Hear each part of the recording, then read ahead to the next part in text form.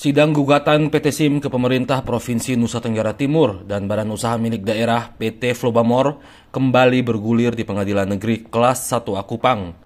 Dengan agenda pembuktian, PT SIM menghadirkan 14 bukti tambahan berupa surat dan dokumen yang menegaskan kerugian yang dialami PT SIM pasca PHK sepihak yang dilakukan pemerintah Provinsi NTT. Kerugian mencapai 25 miliar rupiah untuk biaya pembangunan hotel dan hilangnya potensi pendapatan sejak di PHK 2020 lalu.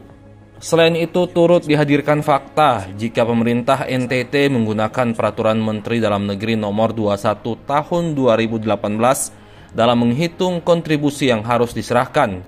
Pihak penggugat menilai seharusnya menggunakan Keputusan Menteri Dalam Negeri Nomor 12 Tahun 2023 tentang pedoman penilaian barang daerah serta Permendagri Nomor 17 Tahun 2007 tentang pedoman teknis pengelolaan barang milik daerah.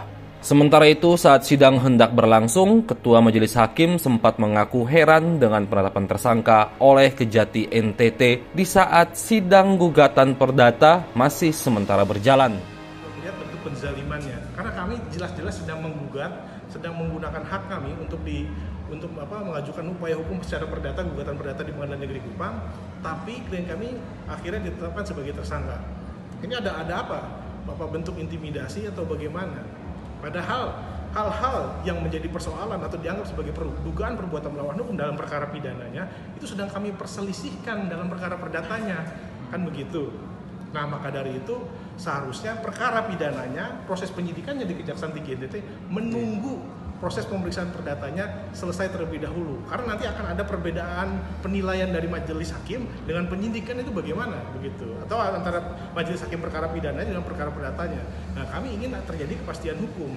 Sehingga jika menurut hakim perdata memang salah, ya kami legowo dianggap adanya sebuah kesalahan. Tapi jika hakim perdata justru melihat ini benar, seharusnya penyidik juga bisa melihat bahwa PT SIM selama ini telah melakukan pemanfaatan aset daerah milik Pemprov NTT secara baik dan benar begitu, dan bertanggung jawab begitu. Kejaksaan telah menahan 4 orang tersangka atas dugaan korupsi pemanfaatan aset tanah Pemprov NTT yang di atasnya berdiri Hotel Plago Labuan Bajo. Selain itu, 9 September lalu Kejati juga telah menyita bangunan hotel tersebut.